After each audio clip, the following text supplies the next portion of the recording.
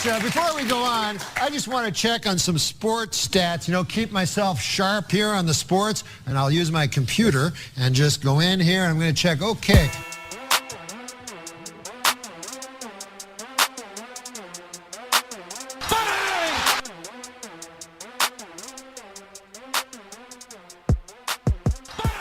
Welcome back to Too Much Dip, post-Super Bowl memorial.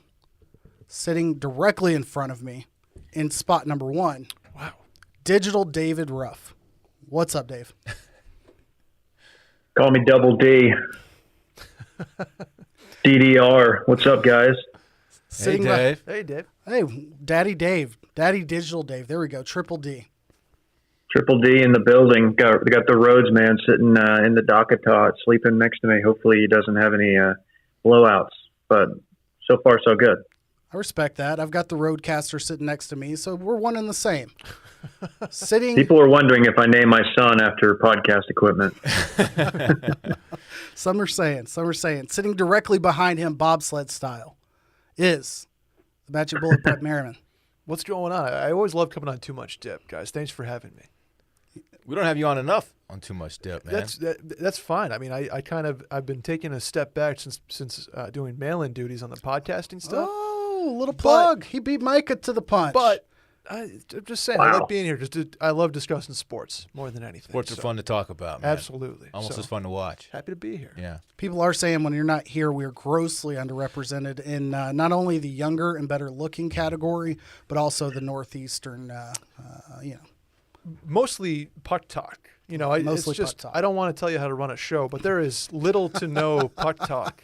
I do have a Rick bonus nugget for Dave Ruff later in this episode. But. Okay. The formerly undefeated Dallas Stars are going to get some talk later in this off season. It's almost bound to happen because there won't be much else to deal with.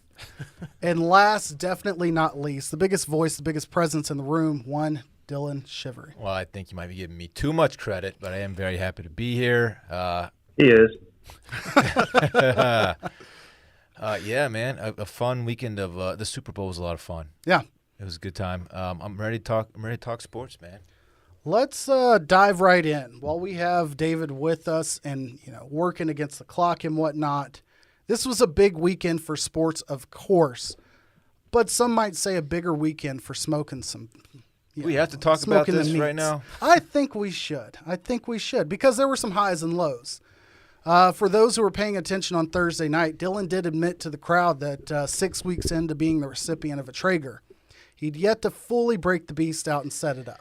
So I set it up the day I got it. Okay. I assembled it. It was in place. I even have a cover for it. The problem I was facing is that the power to the outside on my back patio, it wasn't working. Gotcha. I remedied that. Wasn't the only problem. It wasn't the only problem.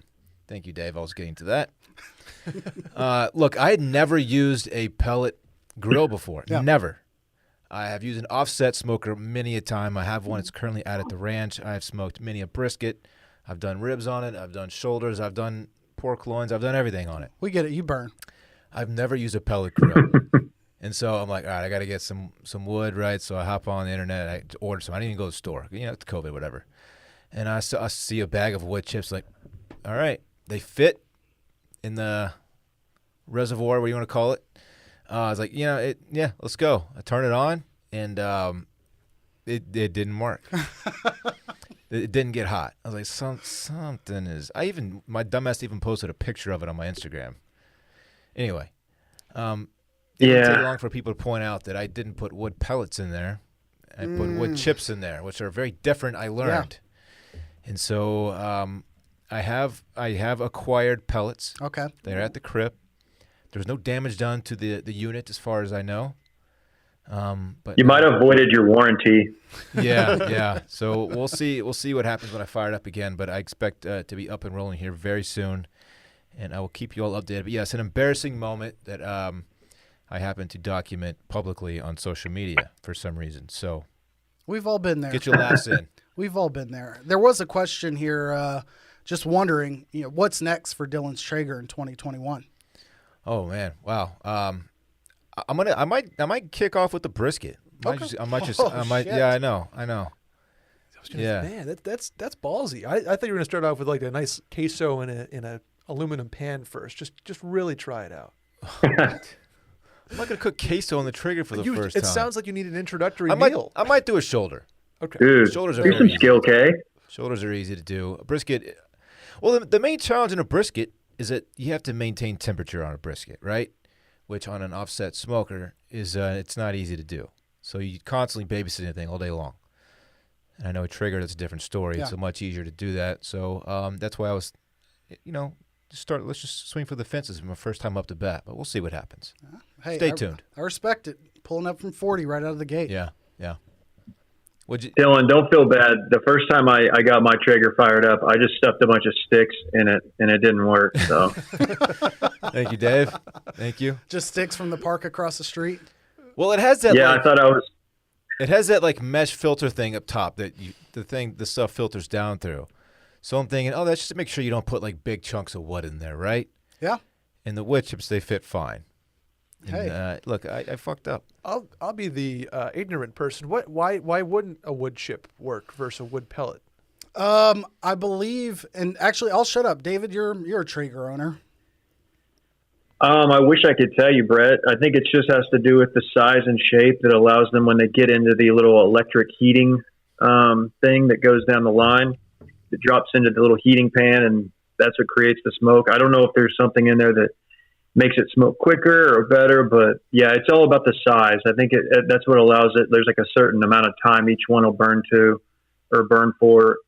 Dylan, like you're lucky, man, because like I know a lot of people who have, like if your Traeger runs out of pellets, like it can mess it up. Like if you're cooking something and it runs out and it keeps going, like it can cause a fire and everything. Oh, really? So I think you dodged the big bullet here. Yeah. Okay. Well, it's funny you say that. As I've documented very clearly here on Too Much Dip, the last time that I did ribs, which I told people last week I was going to bring the gift of ribs. The last time I attempted to make some ribs, I believe that was for Father's Day, Thanksgiving, I don't know. It was some event in which I was going to my in-laws. And the pressure of the situation just became too much. I was doing way too much, wasn't paying attention, and started a little fire on my smoker. Chaos, ensued, lost all the product. Well, enter now the next time that I've promised people besides myself the gift of meat and the gift of ribs. And the moment in which I was taking the ribs off for the, for those familiar, the 3-2-1 method, smoke it for 3 hours, take them off and wrap them for the next 2 hours. In that little window before the wrap, my least favorite thing about where I live is there are a lot of people who will talk to me while I'm in my backyard. And in that very moment, I just removed the ribs, set them down on a tray, and someone calls my name. Never do I hear my name in these other interactions. It's, hey, boss, what you got cooking? We too early? What you got for me? It's that kind of generic bullshit. But hearing my name got my attention. Turns out it was an old teammate of mine from both high school and college, so guy I knew fairly well. He just moved to the area, so we chatted it up. Probably about 5 to 7 minutes. And then all of a sudden, I kind of see smoke out of the corner of my eye. Another fire had begun to happen. Because of the prior issue, my smoker has an automatic shutoff. If the door's open, the fan's not bringing in air and raising the temperature. That feature was destroyed in the last fire. So the door was open and it was just sucking in air, just raising the temp. Fortunately for everybody involved here, I told you I'd remove the ribs. No food was damaged. It was just a little bit of fire. Cut off the air. We're good. Finished out the product and followed through on my promise to deliver. Let's go. Wow. Via Austin's own Yeti, which I'll get to this in a second. The gift of ribs. The gift of ribs for all involved. There's even a packet specifically labeled both for David and Rhodes. Wow. I'll just set these here on the table. We've got 1, 2, 3. There we go. Oh, and I man. think we even have a 4th pack to go home with Randy. Oh, no, there's not a 4th pack. You know what, Randy? Will took yours. I brought something else for Will, and I realized Is it Uncrustable? Will left with your ribs, and you can leave with his Uncrustables. So everybody else here gets the gift of ribs. Wow. Holy Thank cow, you, KJ. I cannot wait to try them. Let's not Oh, run man. to Yelp with the public review afterwards, but season properly. Shout out to I'll Meat give you a Church. private take via text message once I try Thank it. you, But thank you. Thank you very much. Ooh. My ego can't suffer the Dylan Shivery tree rating system in public on the food front yet. Well, JJ, I have thank you. no doubt it's going to be fantastic. Well, I appreciate look great. it. I think I'm looking at dinner tonight, honestly. Yeah, exactly. There we go. So, with all Very of that cool. said, smoke something, bitch, complete. Let's move on. Well, you know what you need for smokers, KJ. That's true. Keep an eye on the time.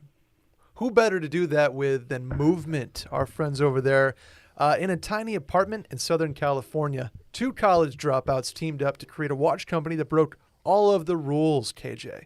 With fair prices, unexpected colors, and clean original designs, Movement grew into one of the fastest growing watch brands, shipping to over 160 countries across the globe. Dylan, can you even name 160 countries? No, but I can talk about the watch that I got from Movement Hit me. recently. It's called the AT, and Okay. it is very, very sharp. What I like about their designs, big faces, very bold, very simple, very classic, Yeah. which is a great way to describe me too, I think, all those things. Okay. And so I just love the way they look, and the AT specifically is one I'm vibing with the most right now. Fantastic looking watch. They give you a little bit of thickness on the watch face. It screams like this is more expensive than It screams is. like this watch costs $700. Right. But it doesn't. I love it. Like, Oh, no. The AT is $95. Wow. $95. That's a deal even when compared to, middle of the mall stuff. And this is elite quality. It really I was talking is. to Randy earlier. He hadn't seen a blue light in months. He rocks those blue light Yeah, blockers. he on stole the he red. stole my glass. Well, I actually gave them to him. He has the blue light blockers that I gave to him. The sunglass frames or the blue light blocker There he frames is. are the same. They're the same. Okay. So they look very sharp, and they're just clear. They don't have the yellow tint that you see in a lot of them. Looks like you're wearing glasses. They're awesome. And Respect they work. that. And they work most of all. The bands too are as premium of like a leather that I've ever had on a watch. Yeah. It's fantastic. I went with the gunmetal with mine. It's a green gunmetal, which I needed an option that wasn't just for any gray, black, or white outfits. I needed something to go with the brown belt, brown shoes, and went with the green gunmetal. It's Elite. funny. It's funny you say that. So did Dylan because they were calling him Full Metal Shacket. They were. Yeah, it was kind of I wild. like it. I like Yeah. it. That's good. Movement watches had the look and quality of a $400 to $500 watch you're paying for at a department store, but cost a fraction of the price because they were built online and they own their process from start to finish. What's better than that? You get a beautiful watch shipped right to your door for free, and if you don't love it, you can ship it right back for free. How about that? So here's the deal. If you want to elevate your look with style that doesn't break the bank, then join the movement and get 15% off today with free shipping and free returns by going to movement.com/bang. That's MVMT.com/bang. Again, one more time, 15% off, MVMT.com/bang. Join the movement. Now, for months, weeks, days, and yesterday, even hours, we were all looking forward to Sunday night. Oh, Sunday night. You know it had to do it. When my team wins a big game, it's good. But when my team doesn't win the big game, you better look out, Buster. I'm a loose cannon. This is not good at all. Thank you, Shido. I feel like he speaks Not good for at all. of the Midwest after last night. The long road to the Super Bowl came to an end yesterday. I know based on just some mumbles I could hear through the walls, Circling Back, another podcast here on the Wash Media Network, did an excellent job in covering the halftime show. Yeah, we talked about the Super Bowl adjacent stuff, not anything on field, everything So else. we won't dig in too much there, but while we have David here, just anyone's quick reactions, sans Brett, because I heard his take. You can hear that on Circling Back. David, your take on the halftime show. I thought it was good, not great. I think there were some early audio issues. I want to say I'm weekend indifferent, but I do enjoy quite a bit of his catalog. The new stuff, the new song, what is it? Blinding Lights. Like it gets played on like every NBA promo. So it's kind of worn thin a little bit, but it's it's a great song. I thought it was pretty well done. They didn't try to do too much. I'm not a big fan of the medley of hits. I would prefer like 3 songs, just play them all the way through. But that's just me being old school. So yeah, all in all, like, B+. It was fine. I feel similar. I left, thinking that if I were unfamiliar with The Weeknd and or I were, I don't know, 10 to 15 years older than I am in my early 30s, I would have left that performance pretty salty because I couldn't hear shit in the beginning. And it was just one performer we've been kind of trained to see, a variety of people, big surprises happen. We didn't have any of that. And then they did finish with the entire song, it seemed like, of Blinding Lights. And so it finished strong, I would say. I was really shocked when it started that they chose not to really use the field. Most of the performances we've seen, cater obviously to having a lot of fans in the stadium. Here, they were set up, I think, blocking the best feature of Raymond James Stadium. The pirate ship was covered with what I found out was $7 million went into this performance. Oof. Of his own money, apparently. Yeah. Whatever that means. I feel like that's of his own label's money. Right. But, I have a little bit different take. I thought it was very good. Yeah. I really enjoyed it. First of all, I just like his music. I think he's very talented. He's got some hits. And what I loved is that he played nothing but his hits. Yeah. He didn't try to get too creative. A lot of these people they get, I got to do something special for the halftime show. Super Bowl, big stage, all that. He just played the stuff that we wanted to hear, which I thought was really cool. And the last song, Blinding Lights, he kind of took over the whole field. I thought it was great. That's my take. I'm over the meme though. I'll talk about this in circling back. I'm over the meme. People are doing too much with it. I think I got sick of it before the game even ended. Actually, I think that the meme, to get that meme off last night, you had about a 1 hour window after the game ended, and even that was pushing it because it felt like that meme was done by like the end of the third quarter. Yeah, like it was like okay, and I'm guilty as charged with the meme. Love memes. Big meme guy. I think you can judge a halftime show by how memeable it is. So in that rating system, I got to give it an A-. Okay. Yeah. I think as with any meme, it was just too shallow of a joke to be made. It was one layer, too generic, too general, so it's going to die very quickly. Like, the Bernie Mittens meme I would equate it to. It being Bernie is what adds layers, not the picture itself. So anyhow, the halftime show, I was personally impressed because I knew the songs and I knew what it should have sounded like. And had I been there like in a concert experience, I've been like, this is badass. Visuals were good, but I can see that, Brett, you may have a different take. Yeah, you can hear the official take on circling back. I won't circle back to that take, but I did like how Raymond James they kept the light on the Raymond James sign throughout the entire performance. Oh, not just that. They made sure it was in frame of the camera throughout, the entire time. Very prominently. And one of those Darren Ravel tweets that was an additional $4.6 million for them in advertising exposure. So. Yeah, which I'm sure is all written into a contract somewhere that we just Whoever won that boardroom negotiation, good for you. It was very clearly taken away. Raymond James. Who was Raymond James? I don't. Accounting. Much like Globe Life, the name title sponsor for the Rangers stadiums, the current and the previous one, I'm going to generally say insurance. What kind? I don't know. I have no idea. Life, liberty, vehicle. Okay. I don't know. All of it. Short-term disability, question mark. They haven't won over my business yet. They've got more to do. All right, the game itself. What sticks out most to me is Mahomes running for his life. And holy shit, Tom Brady has 7 Super Bowl rings, which is unbelievable. So I went to the Super Bowl in the 2017 season in Minneapolis, and I remember leaving the stadium that day being like, man, did I just watch Tom Brady's last Super Bowl run? That was what, Eagles, Patriots? That was Eagles, Patriots. Okay. This was so this was 3 years ago. And I was like, man, it's cool to I would like to see him win, but now that he's lost, it looks like his career's pretty much behind him now. And holy shit. No, I was way wrong. He won 2 after that. So wild. 43 years old. You had what, that, then the Falcons, and then 2 shitty seasons basically, and then this year, right? let's see. No, Falcons was the year before. Year that. before that. Okay, the okay. Rams. The Rams 2 years Rams ago, won. You're right. Yep, they shut down the Rams. and then this one. Absolutely right. Yeah. Okay. In what might have been the Super Bowl, the only more boring Super Bowl than this. Yeah, that one this was lame. That Yeah. one was lame.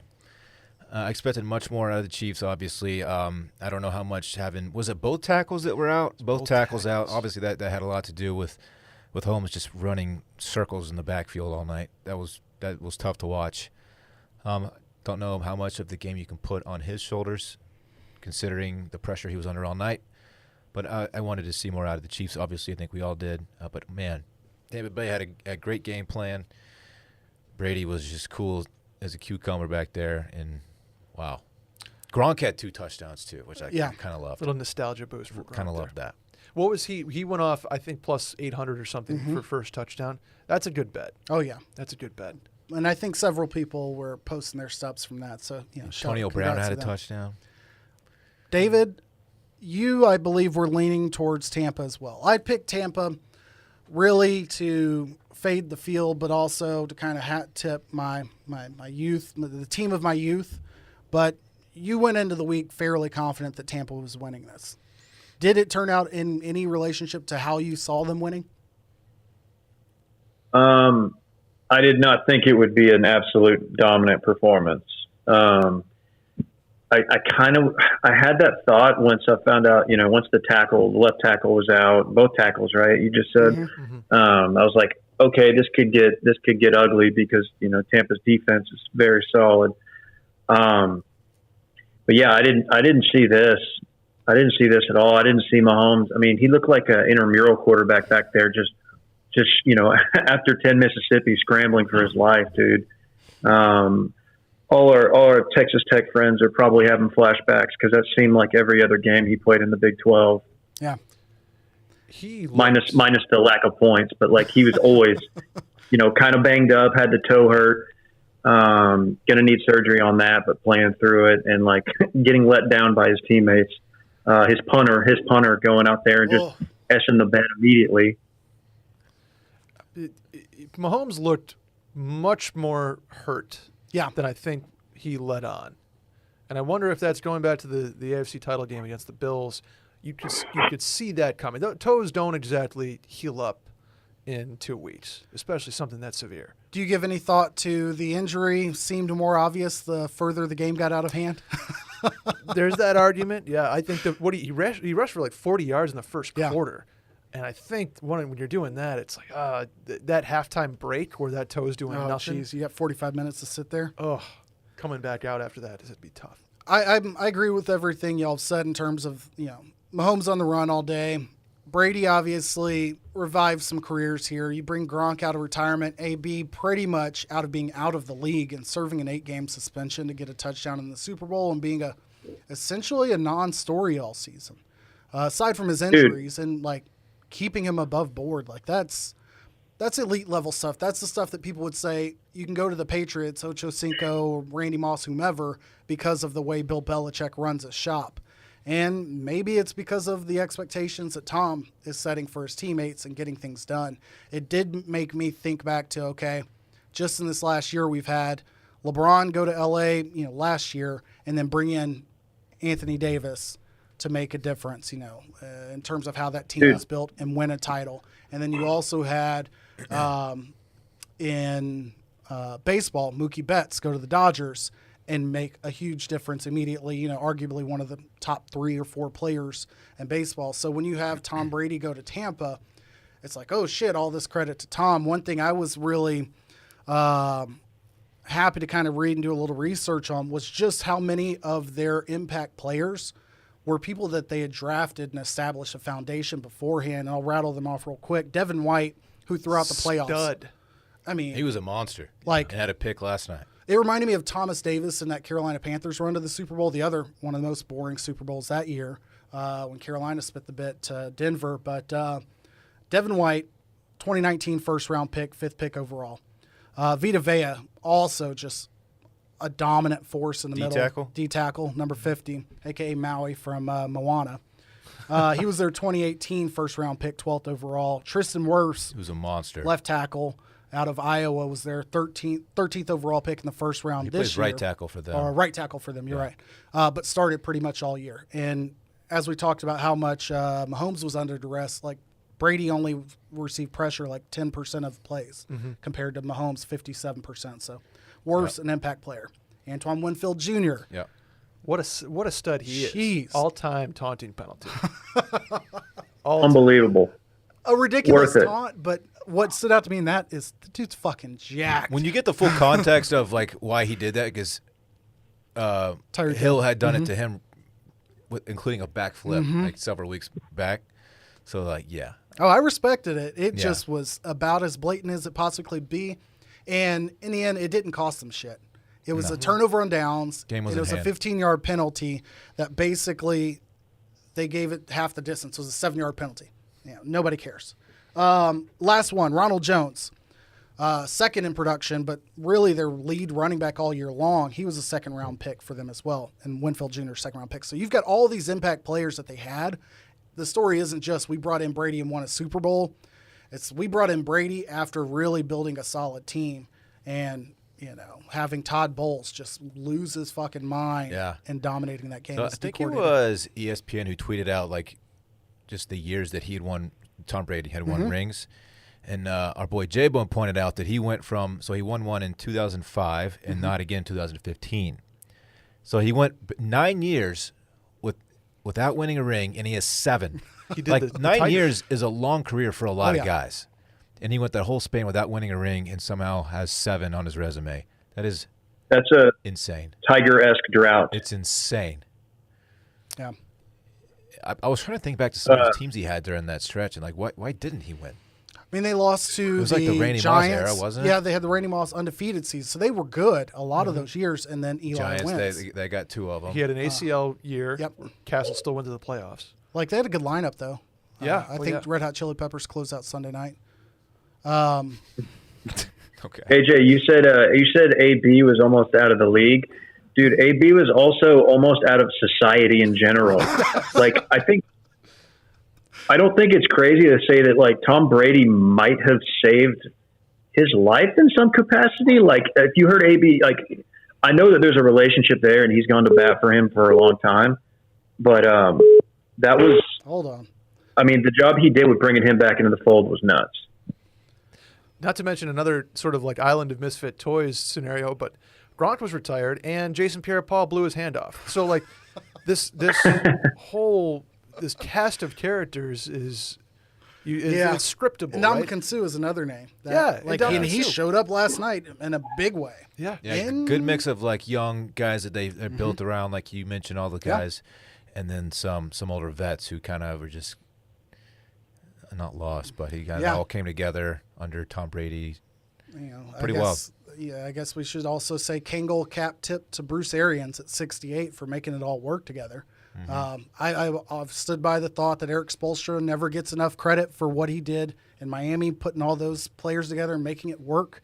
It ain't easy keeping those egos in check, especially with the characters you've got here, and it worked. It worked in a big way. You've got Mike Evans, who's not a small personality, who has the best year ever, and you've brought in, both Antonio Brown, and then you've got Chris Godwin coming up from behind, beginning to become a star, and he's managed to continue doing his shit. So that's a hell of a team. And Tom Brady's coming back.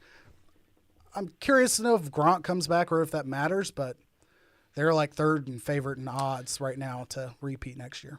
It's What's the tight end's name that got injured early on O.J. before Howard. the season? Oh shit, he's still on their Yeah. roster? Yeah, OJ Howard. Wow. And they I have- thought they had I don't know if they- Cameron Brate. Wow. Cam Brate's no slouch either. Yeah, he's great. Yeah. And they tried to throw a touchdown pass like the fourth string tight end then yesterday. No, I thought he was a tackle or O-line. something. Yeah. Oh, was he tackle? Okay. Yeah. He was a tackle. I saw his name like Hanson or something. I was like, who the fuck is this guy? I was like, man, they're never throwing the ball to you again. Like Dude's that gonna was be your one sick. shot ever. Hey, what's a more embarrassing injury that you have to like tell your boys about? Blowing your hand off with fireworks or freezing your feet off in a cryo chamber? The pictures of his hand, and he's very open and adamant about showing the pictures. Like it looks like somebody's foot on the right side of his hand, and then he's got his trigger finger, his thumb, and the middle or half of his middle finger. And of course, the memes of now Tom Brady has enough rings for all of Jason Pierre-Paul's fingers is pretty great. Okay. Come on. In high school before playoffs, talking baseball here, our star catcher shot his finger not all the way off. He shot the end of his finger off, like cleaning a gun that he didn't know was loaded or something like that. We were very good, and he was also a very good, big part of that team, and we fizzled out. In the One day I'll tell the story of almost slicing open my femoral artery going into playoffs in high school. Oh, gosh. But not today. We don't have time for that. Anything else on the football season for NFL before we put it to bed until we get to pro days and whatnot? No. Watch out for those Buffalo Bills next year, baby. I hope the Cowboys can sign Dak. Yeah, it'd be nice. Really happy for A&M and Penn State getting Super Bowl titles. That's very cool. That's true. I yield the floor to both Brett and David. I feel like you two consumed the most golf on the weekend. I heard this name I hadn't heard in quite some time. What is a Jordan Spieth? And what'd he do? He's back. Dave, how closely were you on? Because we talked about this before. KJ and Dylan didn't do much of the golf this weekend. Honestly, I've had nothing but time. Okay. I've been just sitting down here with Rhodes watching Saudi Arabia. So I was following the Euro Tour stuff, and then I was watching I watched pretty much all day Friday, Saturday, and yesterday. It was great. It was fantastic. But yeah, I got caught up, man. Saturday was the most fun I've had watching golf, honestly, since maybe Tiger Masters. I don't know, man. It's been such a weird year, but that got me going, man. I'm a Spieth guy, a Dallas homer, and I always pull for him. But yeah, that was cool to see. Yesterday was a tough scene. One over on the day, but Saturday, I'm 100% with you on that. Gave you the feeling that the 2019 Masters did. It was like, oh, something's happening here. Yeah. He looked dialed, but he still didn't look so good because that course is so forgiving, and Spieth is so wild off the tee. You just have no idea where the ball's going, but he was scrambled like crazy. Because a lot of the times in that desert sort of stuff, you can kind of have an angle. Yeah. Even if you're almost OB. He got some breaks with like, like a lot of guys, if you hit one out in the desert, is it going to go next to a cactus? Mm-hmm. Is it going to just, he got a lot of breaks, but I mean, I don't know. I mean, I think he's got to leave the week. He didn't take the dub, but he's probably feeling really good about it. Yeah, there's no doubt. And then yesterday was fun because at one point there was, I think, 10 people within one shot of the lead or one off, whatever it was. And there were some names too. I mean, Brooks wasn't even in that group to start. It was Spieth and Schauffele and our guy, James Hahn. Okay. He was on one. Mr. Hahn. Until he kind of had a tough last few holes. But it was golf yesterday. NBC had a good little 1-2 punch with a nice hockey game into the final round of the Phoenix Waste Management. You mentioned that it was the kind of the level of excitement you sense from like Tiger in 2019. The Waste Management Open, even from somebody like myself who doesn't watch week to week, I understand this tournament is usually an absolute shit show. Mm-hmm. Fans are usually hammered. They allow the gallery to be a lot more rowdy and a lot more casual, like the complete polar opposite of like Augusta, basically. Yes. They had it whittled down from their usual, I don't know what capacity typically is, but it was 5,000 fans were allowed to be in the gallery for this. Did it have remotely the same vibes? Was it loud or rowdy? Was there any sort of atmosphere? It was nice to see people on tee boxes and around greens. So I'm going to say no, it wasn't rowdy. There was a moment when Brooks chipped in for eagle on 17 where there was a legitimate roar. And that's something we haven't heard in a year. Yeah. So that was nice to have that kind of like, oh, that's a moment right there. And Brooks had even said that he performs so much better when there's some sort of atmosphere. He's like, I don't want to play golf with my buddies and have no crowd there. Yeah. That's Brooks. So had it not been somebody like Brooks who said that he hates playing golf, like unless he's actually playing, yeah, like I would be like, it's very convenient for you to say when you won. You know, I'm sure there are plenty of guys, 20 through 100 who also perform better with a crowd, and there was a crowd and they didn't. Last note on the Waste Management Open, and unless you have more to add here, David, Xander Schauffele. Where do we see him, not just ranking, but do we see him as a true contender? We're approaching the Masters. He's had 10 runner-ups in the last 2 or 3 years. Mm-hmm. See his name pop up all the time. He was a name attached to the Patrick Reed controversy because he'd made some pretty direct comments about it. But is he just kind of going to be around, or do you think he's legit? I think he's legit. I think he's one of those. Sorry, Dave. Just one of those guys who you just got to get that one under his belt before he gets the confidence. Kind of like the whole DJ thing. That was the book on him. He kept finishing second, couldn't break through, and once he finally did, he just went on a tear. I see Xander in a similar. He doesn't have quite the game DJ has, but he's legit. He's the perfect guy to have in a pool every week. Okay. He's always going to be on a leaderboard. Points, gotcha. Yep. Dave, what do you have? Top 10 machine. I think I boldly predicted on a previous podcast for a previous employer that he would win a major in the next 2 years. That didn't come to fruition. He got close. 2019 Masters. Mm-hmm. He was right there. I think it's only a matter of time. He's just a top 10 machine, man. He's there. He's a good pick. I'm gonna double down. He'll get one in the next 2 years. Okay. How about that? I've extended it. I've extended the term of my prediction. Damn. Dave, who if you're a betting man, who gets the major first, Tony Finau or Xander Schauffele? Xander Schauffele. Okay. I'm going to take Finau. Tony's got more talent, but I mean, I think Xander's got the mental game. He doesn't break his ankle on Wednesday Pro-Ams. Fair enough. What Correct. do we have to wet the beak on golf-wise between now and Masters? Because I know the schedule's been kind of mixed up over the last couple of years. So in my head, it's always you'll have Byron Nelson, or as locals would call it, the Byron. Usually 2-3 weeks out. It's like a Shell Houston Open in there. And the usually. Shell Houston Open, yeah. Pebble Pro-Am is next week. Okay. That's always a fun tournament. That gets a lot of names. Is Tony playing this year? Tony Romo. You have to think he at least was considering it. His schedule's open. Yeah. That's true. He's got some time. Yeah. Just don't ask him to count. I didn't pull the audio. That was something I forgot to mention earlier, but Oh, he couldn't do the this motherfucker asking Jim Nance 31 in front minus of 9. 140 million people to figure out the difference of 22. Yeah, he says he doesn't do good with the number 9, which was his. Dude, relatable AF. He just doesn't want to seem like a know-it-all. Yeah, you're at risk of that, Tony. Anyhow, real quick on the golf, do you think Steve Stricker was in contention at one point? Mm-hmm. Do you think anywhere Tiger Woods is sitting on a couch somewhere like, oh shit, my boy Strix is making a run here on Sunday? No. I'd like to think he was. Do we think old man Tiger now, post rehab, post comeback, is rooting for anyone else at this point? Has he rehabbed that part of himself too? Stricker would be the only one. Okay. Or like a Nota Begay in some random Champions Tour event, but.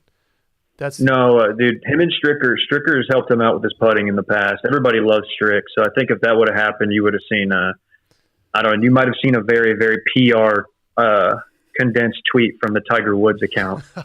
Just like a strong arm. Yeah. Yes. Oh boy. You know what the PR Twitter machine of Tiger Woods could have used yesterday if they were to put out a tweet? Grammarly. Okay. Grammarly is one of those things that I have downloaded and have not expected it to help my game on emails and social media as much as it has. Yep. There's more to clear, effective communication than just catching simple spelling mistakes. And that's what Grammarly is here to help you do. Grammarly Premium gives you real-time feedback and insights to help you elevate your writing through tone, word choice, clarity, and more. Dylan, you need that. Okay. I need the tone checker for sure. You can get too concise. Yeah, fair. That's a fair point. I caught myself getting a little red X popping up. I'm so attuned now to having Grammarly plugged in both on Twitter and work emails that I'm like waiting for the validation of like, okay, can I go now? Because Grammarly, like mentioned, checks tone. My problem is probably being too wordy and looking for clarity. The clarity checker and clarity suggestion is essential to finding like, okay, you said exactly what needed to be said, but maybe this could be a little more concise. Maybe the points need to be highlighted, and spell checker's not doing that for you. Grammarly does. I'm in the same boat with you, KJ. I send a lot of emails for what we do here, and I can get too long. I find myself being extremely judgmental, just subconsciously when I read a professional email from someone. Like, you couldn't clean this up. You couldn't have proofread this. Yeah. This is just messy. Yeah. Figure it out. Too many points. It's meandering. You're just Yeah, like, what are you just give me doing? something. Tell Give me me what I something need to know. straight. Move on. That's where Grammarly helps big time. It gives you know what else it does, KJ, is it ups my vocabulary. Okay. So You sometimes have a trash vocabulary. Right. I wouldn't call it trash. It's subpar. All those years in Boston. Really? Yeah, fucking Boston. Pocket my cat. So it's good there too. It gives you a vocabulary boost where maybe a sentence could be condensed into a word or two.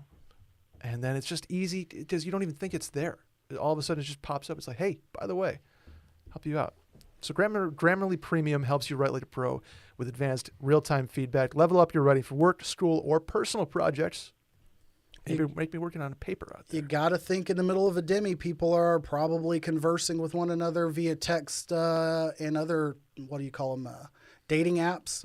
You probably aren't getting very far if you sound like an idiot via text in personal relationships either. So let Grammarly step you up there too. We're going to build Randy's his profile. Boom. His dating app profile. Run that through Grammarly first before you Definitely get on run that Hinge. through Grammarly first. Here's what you can do. Elevate your writing with 20% off Grammarly Premium by signing up at Grammarly.com/bang. That's 20% off Grammarly Premium at GRAMMARLY.com/bang. Bang. Do we got puck talk? Turn it up. Is that the puck talk? It's puck talk. I just want That's the puck the talk classic chime. NHL ESPN Tonight music. Anyway, Dave, you know Anton Khudobin? Khudobin.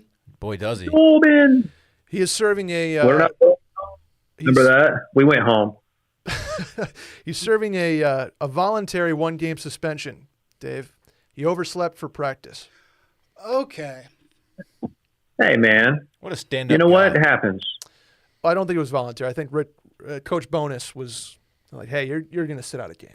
I mean, Bonus doesn't put up with shit, you're doing man. up your game check if you're doing that. So, yeah, it's You are. This pisses me off a little bit because I didn't see the full story. Oh yeah. My biggest beef, if you will, with hockey is their injury reporting and or whenever someone's not playing. This was reported as an internal issue.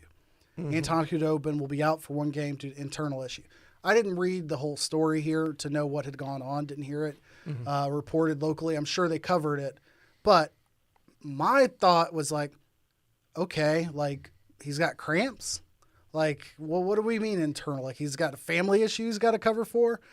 But no, he overslept. Okay, I'm caught up now. Sorry, I did a soapbox there. It's tough. If you're a goalie too, usually they're only carrying. I mean, different now with Tactics Squad, but if there's only one goalie on the ice for practice, you're like, we kind of need another one. Yeah, we got Ottinger, but he had probably played the night before, the day before. BU product, so he can suck one. Ben Bishop still working back from injury or surgery. Goalie room. Well, immediately since it was the Stars and it is hockey, I honestly thought the worst because of, last year we had to let our coach go, fired our coach mid-season because of some off the field, off the ice stuff. Yeah, we never really that covered we that. still don't really know about.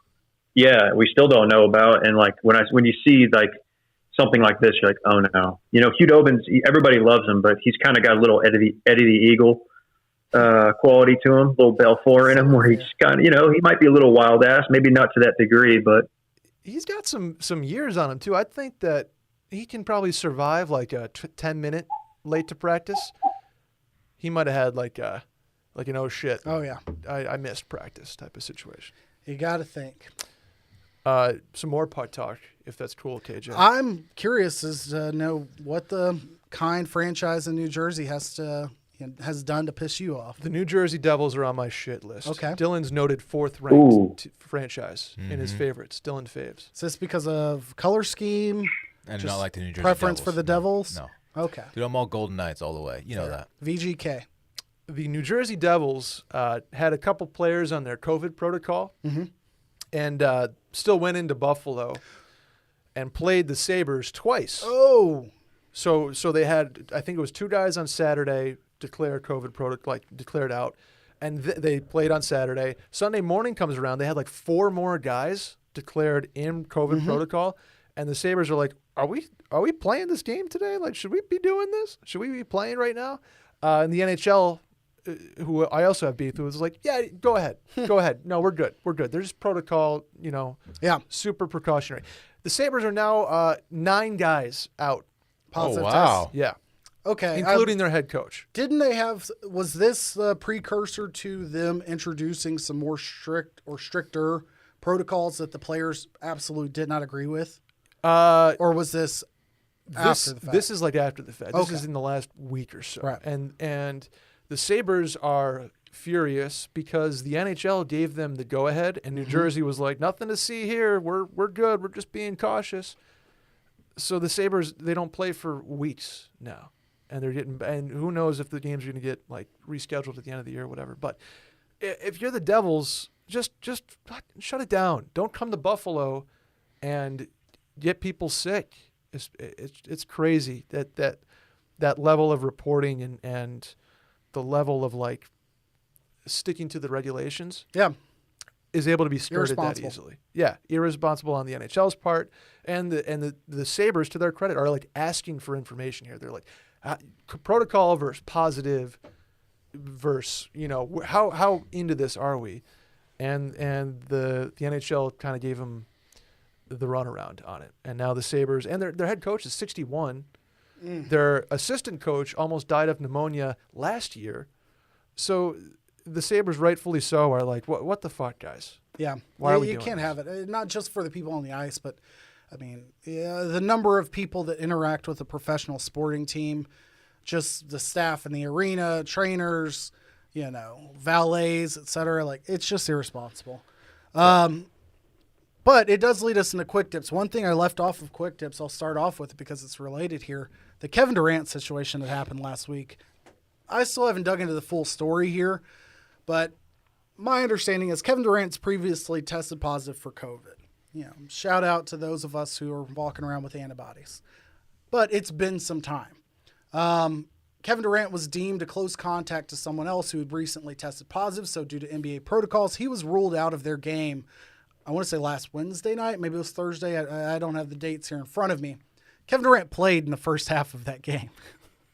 Oh, God. And then the NBA pulled him during halftime, and Kevin Durant decided to tweet and at the NBA for the remainder of the second half of the game, which he'd been pulled from. So Loved it. it's a lot. The Nets they're winning. They're doing well. They've been productive. They're like 600% since the Harden trade, so they're making it work. Like the Sheesh. best offense and the worst defense in the league. Yes, Right? absolutely.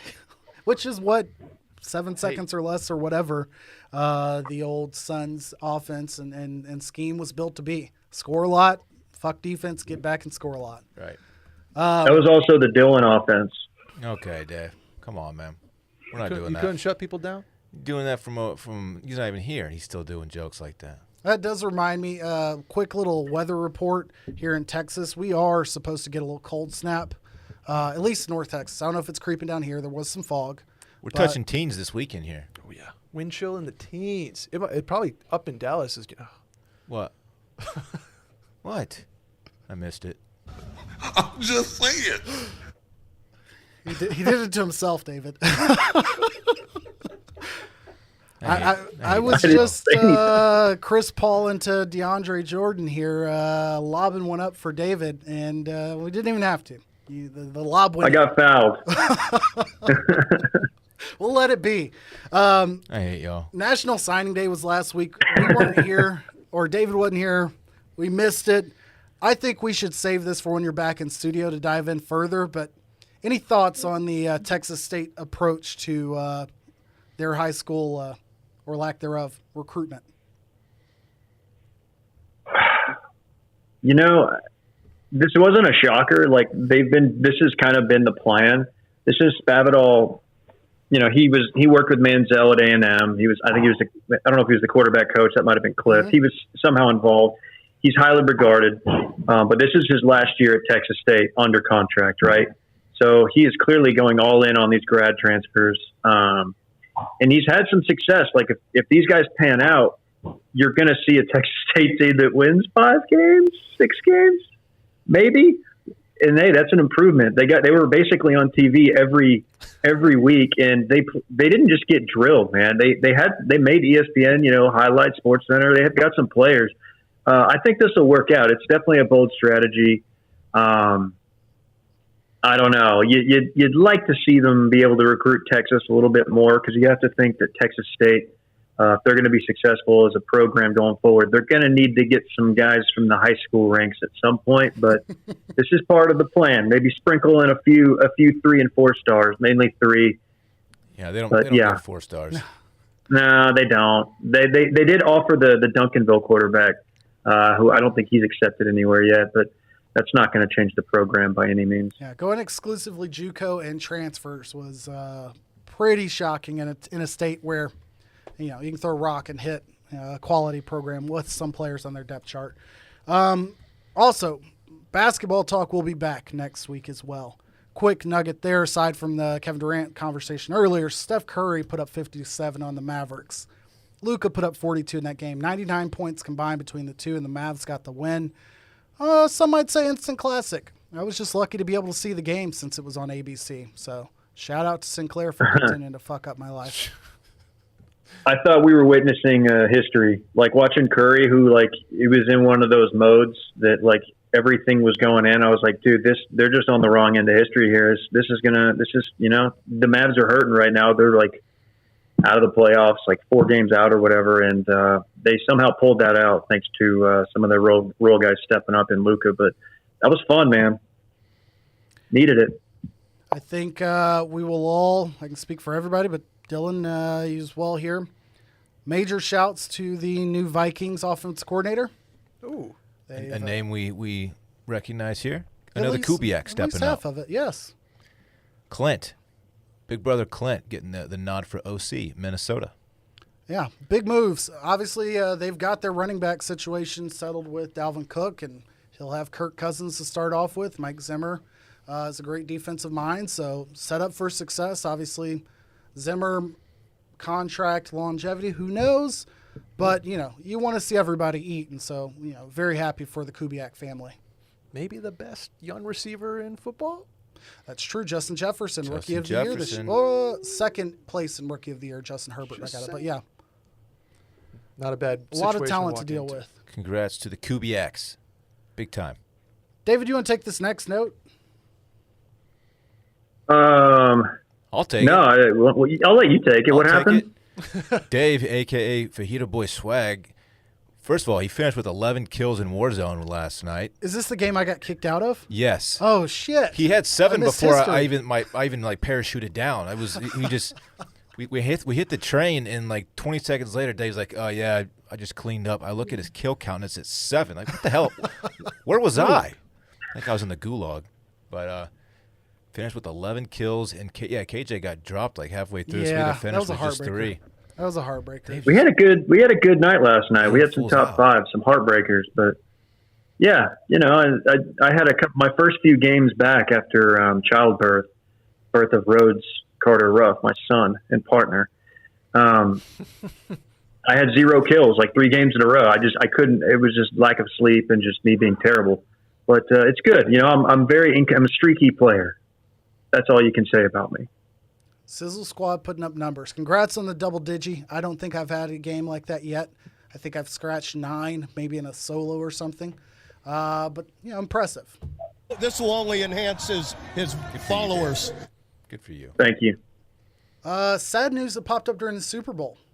Yeah, real sad. Yeah. ESPN reporter, journalist, I think journalist is probably the best word to use here, is predominantly been baseball, correct? I think so. That's his beat. Pedro Gomez, not Sal Palantonio. Passed away at like 52 or something. Extremely young. I just Bummer. saw it described as suddenly. I don't know what happened. Really unfortunate. He was one of those dudes that when he would pop up on a hit and you would be like, oh, that he's really good at his job. Always in like a spring training kind of situation. He was A-team. Didn't do too much. Liked him. Sad story. Very, very, very sad story. I skipped over. It was also another sad story. We missed this on Thursday because I guess it occurred Thursday night after our Super Bowl live stream. I won't lay it at the feet of Micah, who was asking for more stories Super Bowl week, but Britt Reed, son of Andy Reid, was hospitalized after a crash that occurred last week. He was in the car that created the crash, apparently veered from the left lane over 3 lanes and hit 2 parked cars, injured 2 children, 1 in critical condition. I don't have an update on statuses post like yesterday morning, but Britt Reed was still hospitalized as of that time. Andy Reid, being the head coach, and Britt Reed, I should say, is the linebackers coach for the Chiefs. Andy Reid, of course, couldn't comment. Basically said, I can't say much here at this moment, but just as a person, as a human, my heart bleeds for all involved, and particularly the young girl that was injured. Right. That was in critical condition. So, not much you can ask of Andy Reid in that situation. It's a terrible story all around, but deserved to at least be acknowledged. Yep. Yeah, Nance worked in a little bit on that in the fourth quarter when the game was over, and it just was very Romo did not know how to follow up. It was very awkward. I guess they had to say something. I don't know. But they covered it in pregame and then I think touched on it. Well, I guess you don't get much of a halftime recap. So they hit it multiple times in pregame. In real time, I was like, Nance, I would think he has the wherewithal to run that into a commercial break. Yeah. Instead of a punt that maybe he thought it was, I don't know. It was very weird. And then 10 seconds of silence, and then he's like, well, and they'll get the ball at the 30. You got to think that if the tables were turned and the Chiefs were up big, I think that story gets mentioned more. Sure. Because, I think that's crappy because they probably would have framed it as, like, in some way commending Andy Reid for enduring or persevering through this trauma that's affected, his family and others, blah, blah, blah, that he's remained, mentally engaged, all this stuff. And I'm like, I don't know about all that. Fortunately, nobody's tried to use that as any sort of an excuse, but it's just a sad story all around. Aussie Open. I threw this on here because of one specific story. Are you aware of tennis's bad boy, Nick Kyrgios? No. Yes. He's this Australian hothead who is just a psycho. Yeah. So last night was the first round, obviously a time difference. So he starts this match off, his first round match, and he gets broken early. He's down. And he looks up and throws somebody, which turned out to be his brother's girlfriend, out of his box up in the rafters from the court. What? Wait, what's this guy's name? Kyrgios is the hockey player. Nick Kyrgios. Okay. It's Kyrgios. It's gotcha. something. So I'm going to send you guys this tweet, but he threw out his brother's girlfriend from his box from the court, and then went on to win his match. Wait, do we know why? Hell yeah. She wasn't supposed to be in there, according to. She wasn't vibing. That is bizarre. I'd love to see that in any other sport. Like Mahomes needed to do this last night. Oh yeah. Get his brother out of there, and hell, even his wife. Just pulls out binoculars, maybe the binoculars on a stick, looks up to his suite, picks up the phone. It's like, get Jackson the fuck out of here. Put down the phone, Jackson. Jackson and Mahomes is his wife or fiance? I think it's his wife. Cause those two are obnoxious, man, when child. they get together. My God. It's a lot. Content king, that Jackson Mahomes, though. Shout out to his family. Which we all get now. Aaron Rodgers. This was a curveball. Last one I had because it wasn't Olivia Munn. It wasn't Danica Patrick. But it's Shailene Woodley.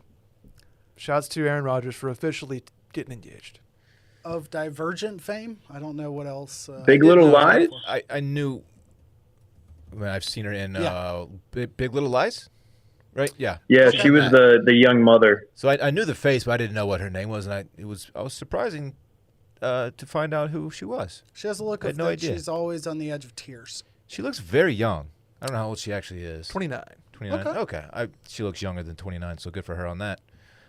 Yeah, that's all I really have to say. Just wanted to shout out Aaron Rodgers. You got to wonder if this is going to affect his game. I mean, Well, this brings up a better. Down. I don't know. Now we can finally talk. Is it Aaron Rodgers or Tom Brady? Who's the GOAT? Let's go.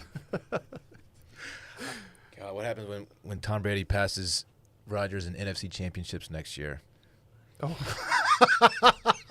2 years in. Absolutely going to happen. Yeah. To cap it off, memes of the day. I know we talked a little bit about the weekend memes, but I would have to say the Robert Ory doing the Spider-Man meme between him and Tom Brady, because they both now have 7 titles. It's pretty great. But first place definitely goes to, and I should have found the name before saying this. Someone who tweeted out Aaron Gonzalez coming back from the gulag to join. Or I'm sorry, not Aaron Gonzalez. Wow. Yeah. Aaron Hernandez coming back from the gulag to join Tom Brady and Rob Gronkowski at the Super Bowl. And it was just a very blurry guy parachuting from like way off in the distance. And on many levels, this pod appreciates. Pretty funny. Oh, man. Just hung that one up there to, do its thing. I couldn't land my hanging joke. Anything else before we get out of here? Jeez. Oh, my goodness. No, this has been a real pleasure. Shout out to Rhodes for cooperating. Episode number 1, show number 1 for Rhodes, getting in the content game early. We respect it. It's more too much dips than Randy's done. Hey, Dave, can the homie and I stop by later? Only if you're bringing another gift for my car. Okay, yeah, only if you're bringing gifts and potentially food and the gift of food. So yeah, you can. Okay, I do have a gift. Yeah, I do. If you have cash, we prefer cash. We'll talk about it. Drop your Venmo there. All right. Anything else? No. Thanks for having me back. Fun stuff. Look forward to getting back in the Thanks for having studio me on, next guys. Bye. I want my chips with the dip. That's all I know. I don't want my chips plain. I want my chips with the dip. So bring them dips.